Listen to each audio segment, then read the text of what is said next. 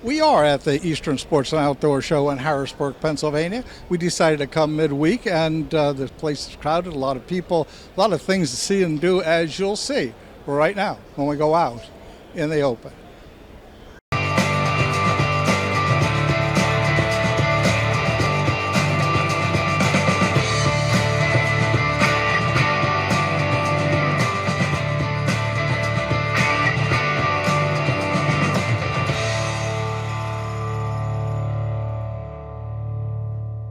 Out in the Open is brought to you by statewide abstract and national abstract companies. For 35 years, the Pocono choice when you need a real estate title research company. By Buck Hill Firearms, the Northeast's #1 online retailer of firearms. By Marie Soap, a scent even deer-like. The Jug Handle Inn, great food and games in Cinnaminson. By Davy the Parakeet, available at Amazon Books. By the Carr Firearms Group, the #1 choice of personal carry, and the Tommy Gun Warehouse in Greeley, where you will find the largest retail showroom in the Northeast for all kinds of new and used firearms. Welcome to this edition of Out in the Open. I'm Alex Zidock. And I'm Joanne Zidock. I'm going out in the open too. I like it. I know we've been out in the open and coming in here and just walking around. The show's as big and beautiful as ever, and it's just a fantastic show. A lot of people to see and do, and we're going to have a great time, Joanne. We are, and it seems like the people that are here are having a great time, which makes it wonderful. Yeah, there's people moving around. There's, a lot of families is what I see, which is really great. The booths are all busy. The vendors are busy. It is so big, and we've come midweek. I know, it's midweek, and it's still packed. It's great. I love it. Yeah, the show runs till the 15th, so if you haven't gotten down here yet, if you see this show before then, come on down. It's a great show. Stay tuned. We'll be right back. Fishermen use anise oil to mask human scent on lures and bait, and deer don't object to anise either. You can use anise-infused soap every day. Get the all-natural, handcrafted sports bar with oil of anise from Marie Soap. Go to mariesoap.com. Order today. Experience the best at the Jug Handle Inn. Great food, great people, great experiences. Try the Jug's over-the-top tots, or indulge and enjoy in our monster burgers, or our famous award-winning Jug wings. Plus, nachos, fries, and fresh salads. Do the Jug for lunch, dinner, or a late-night snack. Just relax, unwind, and let our friendly Jug team take care of you. Come on by the Jug Handle Inn, where great food and good times meet. Do you own a parakeet or know someone who does? Davy the Parakeet is now available at Amazon Books for only $9.95. A true story of an elderly woman who was gifted a parakeet and who finds a deep understanding of the parakeet's chatter and body language. It's a testament to what humans can learn from animals. Davy the Parakeet is a great gift idea. Order Davy the Parakeet online today from Amazon Books. Only $9.95. Davy the Parakeet on AmazonBooks.com. We are talking with Mike Kriner, and he's the Director of Government Relations with the Federation of Sportsmen's Clubs here in Pennsylvania. And it's still called the Federation of Sportsmen's Clubs? Actually, it's the Federation of Sportsmen's Club, or Sportsmen and Conservationists. That's right. Long time ago, the name was changed. Correct. Mike, tell me a little bit about the organization. Sure. It's 90 years old, and we're a grassroots organization, have representatives, members from all corners of the Commonwealth. And our main job is to be in the Capitol each and every day to make sure that our opportunities to have access to the resources are protected. How large is your organization? So 150 clubs, 70,000 members, changes every year. But like I said, we have members clubs in every corner of the Commonwealth, and our main focus is protecting access to the resource in the state capitol. Can someone be a member if they're not a member of a club? Yes, absolutely. We have individual members from even outside of Pennsylvania. So if somebody's interested in more information, how can they get it? What's it cost? And how can they join and those kinds of things? Sure. Our website for the Federation, they could go to the website and join that way. We're taking members here. But I think our website is probably the best way to access our membership. What are some of the major issues that the sportsmen are now facing in Pennsylvania? Sure. I would say, with the Game Commission itself, there's a lot of interest right now with a survey that's being done between the Fish and Boat Commission and the Game Commission on combination of resources. And so from a funding perspective, the thought is less money being spent on the administration of the agencies and more money being spent on habitat in our streams and woods. So that's a big thing that we're focusing on right now. That's fantastic. Thank you. Appreciate you talking to us. Thank you, Alex. Appreciate it. Now what's great about these is this type of stop, this rubber stop, is that small that it can go through the island and wind it down. If I'm in 18 feet of water or something, I can pull this thing all the way to where it'll wrap around the spool and I can still cast it. Now it's not going to cast really well because every time it comes to an island it's hitting it, but you can do that. And what I love about it is it's just that easy to move it. So typically when I go to a creek, the first place I'm going to do is pull off by a bridge, and that's going to be the deepest part of a lot of these little creeks. So let's say I need the bait to be 3 feet deep. I just slide that up, and then what happens is, cast it out, that bait's going down, the bobber's coming up, it'll come up till it hits the bobber stop. So now here's my bait. As I go to the creek and it's shallower in different areas, I just slide that back down. Maybe I want to be a foot deep. I just take that rubber stop and slide it down, cast it out. Now what's going on is this will come up. It can only go as far as till it hits the bobber stop. So there's the depth. Just that easy, you can change your depth to whatever the depth of the water is using that slide like that.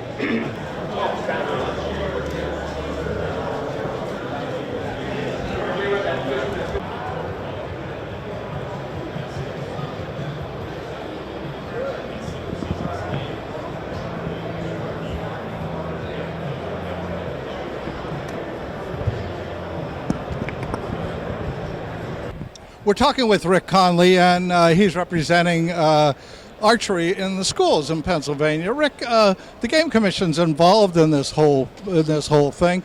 Tell me how that works and how you work with the schools. Okay.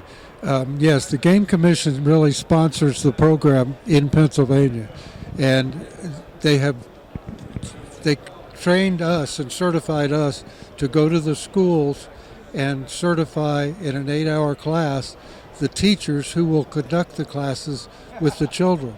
And grades 4 through 12 participate in the Archery in Schools program. And some gym teachers, some of the teachers that aren't gym teachers, will conduct the classes in the school. So they have a phys ed class, and then most of the schools will start a club after the school, and those are the students that are most serious about it.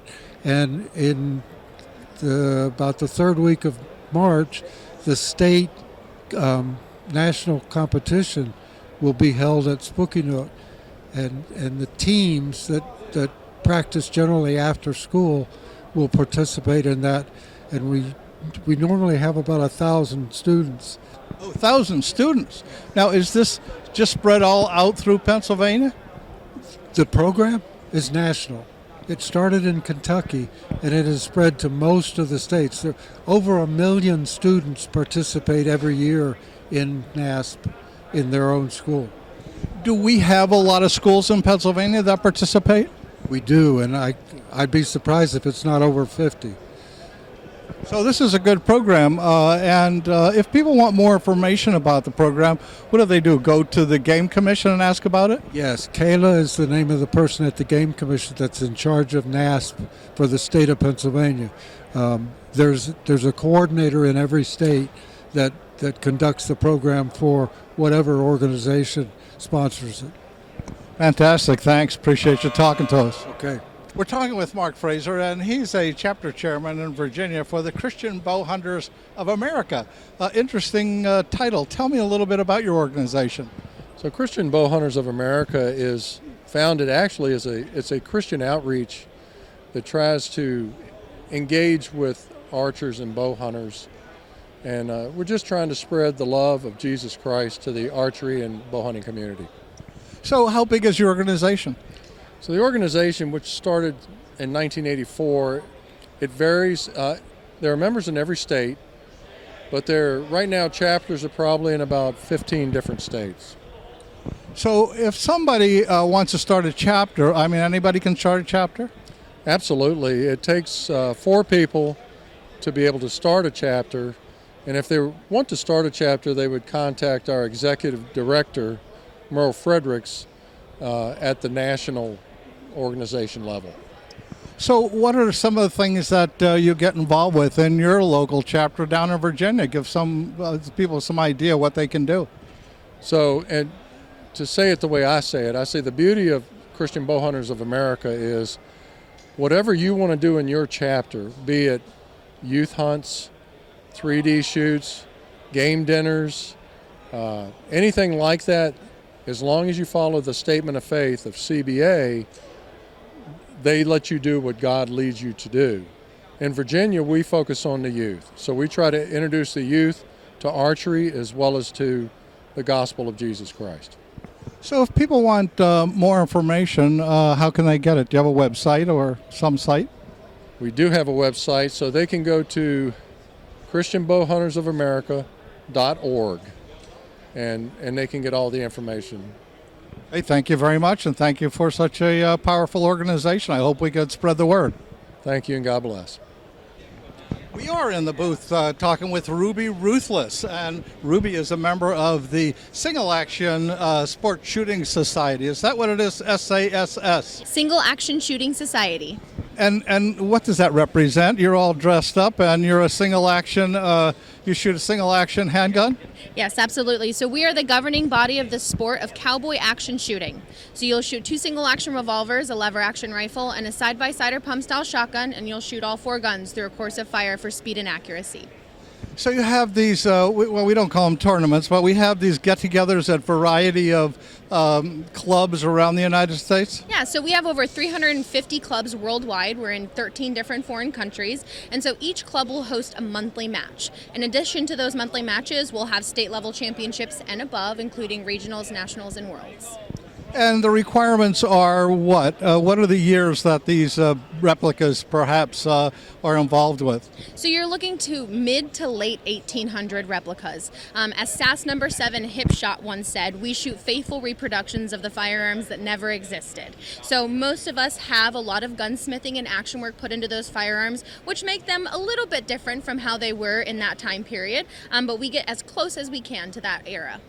What about the calibers? Are you shooting the same 44s or 44 specials or 44 magnums, or what are you shooting? Yeah, so for our 18 and above categories, you're shooting in the calibers between 32 and 45. We also shoot pistol caliber in our rifles. Our most common caliber is going to be the 38-357, but we have folks that shoot 44-40, 44 special, 44 long colt, 32s. So it comes down to your personal preference and how you want to play the game. With the thousands and thousands of members that you have, you're Ruby Ruthless, you said. You pick your own name, whatever name you decide to choose. It must be getting difficult now for people to pick a name. I mean, you can't be, Tommy Gun or something. So with time, obviously, it can become more difficult, but it never ceases to amaze me the imagination that folks have. So whilst there's a lot of aliases that have already been taken, we still have no duplicates out of 115,000 members. And so if someone were to fall inactive, they can take an alias from someone who's no longer active in the sport. It doesn't happen very often, but from time to time. So that is the fun aspect of getting creative and either doing a play on words or a play on your own name. Ruby, how can people get more information? And do you want to tell me your real name? Yeah, so my real name is Corina Novo, but obviously my alias is Ruby Ruthless. And so for more information, you can go to our website at sassnet.com. There's a wealth of information as far as where clubs are located across the world and matches that are near you. Where are you from? I am from Warsaw, Indiana, which is where our world headquarters are located. Fantastic. So they can go on the website, they can get more information, they can join. Sounds like a lot of fun. It's an absolute blast. You know, there's something to be said for the basic manipulation of that firearm, the single action, the lever guns, and getting to run them like you stole them. But our biggest motto is you come for the shooting and you stay for the people. Thank you so much. Appreciate your time. Absolutely. Thank you. Buck Hill Firearms, located at 115 Route 390 in Cresco, Pennsylvania. You never have to make an appointment. We're open 10 a.m. till 5 p.m. Tuesday through Saturday. Buck Hill Firearms is a full-service sports shop including hunting and fishing equipment and live bait. Buck Hill Firearms NRA certified instructors are here to help you choose the gun that's right for you. Buck Hill Firearms, 115 Route 390 at the corner of Route 390 and 940 in Cresco, Pennsylvania. Check out our website at buckhillfirearms.com. Real estate law is our business. Need an abstract title search company near Stroudsburg, Mount Pocono, Pocono Lake, Lake Naomi, Blakesley? Call National Abstract at 570-646-4110. For offices near Scranton, Clark Summit, Lake Wallenpaupack, Lords Valley. And for general information, call 570-226-6229. For 35 years helping people with real estate, we're a Pocono experience you can't afford. Call 570-226-6229. To translate a vision into reality is true innovation. At Car Arms, we not only manufacture some of the most advanced firearms on the market, we build assurance and reliability through a solid history of quality. We pride ourselves on offering concealable, performance-driven firearm systems that exceed expectations time and time again. Car Arms, American ingenuity at its finest.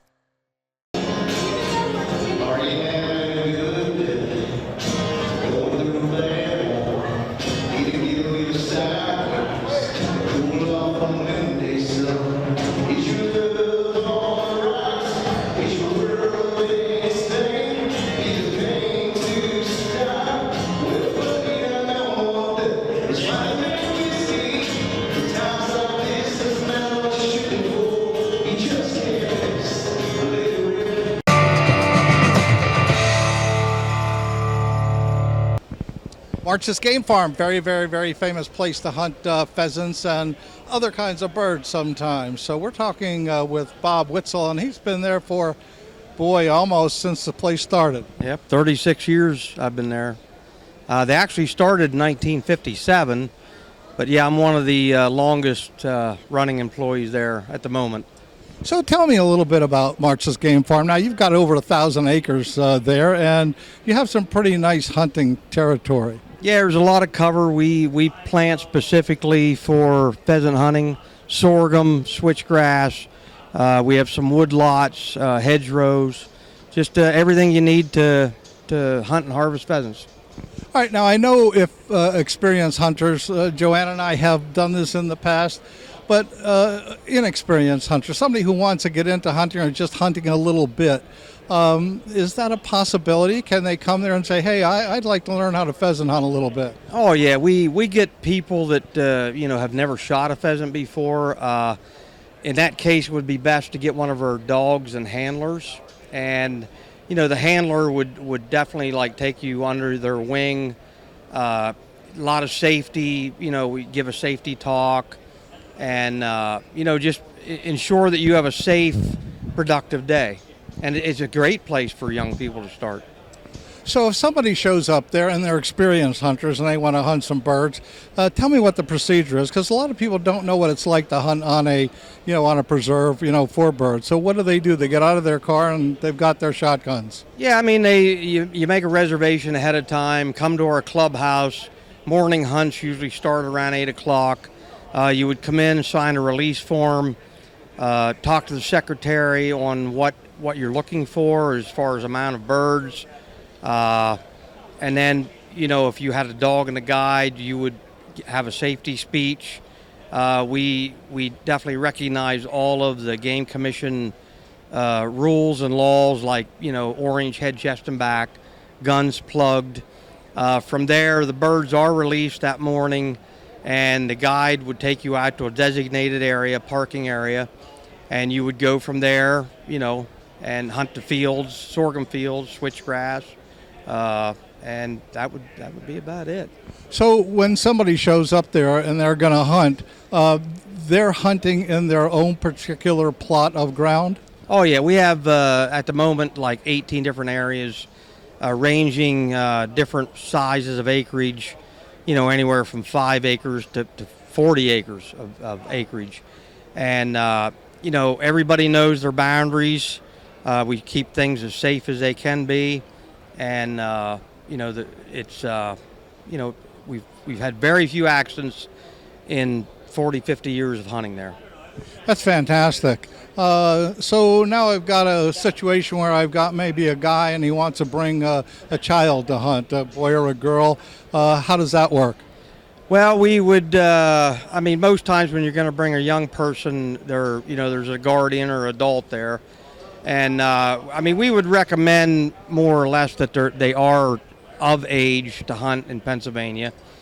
So you're saying, you want to bring somebody that's like 12 or 13 years, 14 years old, and maybe had a little bit of experience handling a gun? Yes, and even as a guide, when I have guided in the past, I've even taken, before we go out for the hunt, I would take the young person up to one of the clay stations and watch them and see that they could handle the gun safely, maybe throw a couple clays out for them, and just to make sure that this is going to be a safe situation before we get out to the hunt.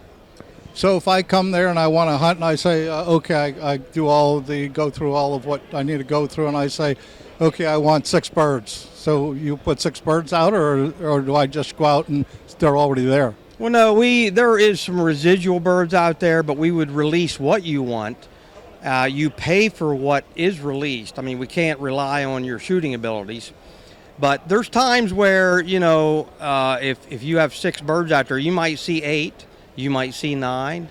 There are residual birds that other hunters miss and stay in the areas. And, it's as wild as it gets. I know it's a fantastic place. I got a lot of friends who hunt there. And if people want more information, you certainly have a website. Oh, yeah, Martz.com. And we're on Facebook, on the web.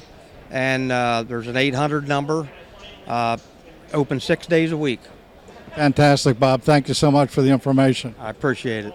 I don't know how far Oshoto, Wyoming is from Pinedale, and Joanne said she didn't remember that name, but it's maybe 200 miles away. Joanne grew up in Pinedale, Wyoming, so we're talking with Austin Burch here, and he's an outfitter up here in Oshoto, Wyoming. We're going to talk a little bit about hunting in Wyoming. Why is it so good? Because it's Wyoming. We got lots of animals, so. Big, wide Wyoming. Now, these creatures in back of me, everybody, comes out there and says, we'll come on antelope. Well, they aren't antelope, are they? Well, we call them, they got all kinds of names, but they're pronghorn, I guess, is another name for them. But, yes, they're kind of unique to the western U.S. anyway, for sure, so. Whenever we've been out west, we see pronghorn in the fields, and they're usually pretty far away. When you come out to hunt pronghorn in the area that you hunt, do you hunt private land, open land, state land? What do you hunt, national land? All our hunts are on private land that we hunt exclusively, so we can control the pressure and manage everything. So everybody has a good opportunity at a good animal that way. So. What animals do you hunt beside the pronghorn? We hunt mule deer, white-tailed deer, Merriam turkeys, and then the pronghorn. What do you do the most? About the same on all of them, but we probably have the most hunts for the antelope and the Merriam turkeys. What time of the year is the best time to come out and hunt? From when to when?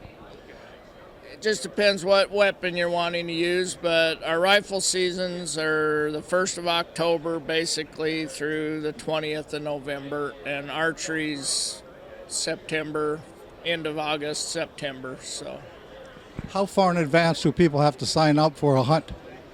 You're going to want to plan ahead a couple years usually to be able to get a spot, and then Wyoming does a preference point system for the licenses, so you got to have a point or two to draw a license. So you want to think ahead a few years. So people have to get in the draw for their own license? I take care of applying for the licenses for anybody that books with me. But if they haven't booked with me or something, they can get their points ahead of time on their own.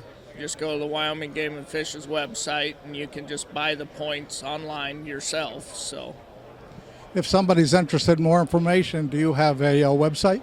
Yes, I do. It's opencountryhunts.com. Appreciate you talking to us. And Joanne's always happy to see somebody from Wyoming when we get here. Thanks a lot. Yeah, thank you guys.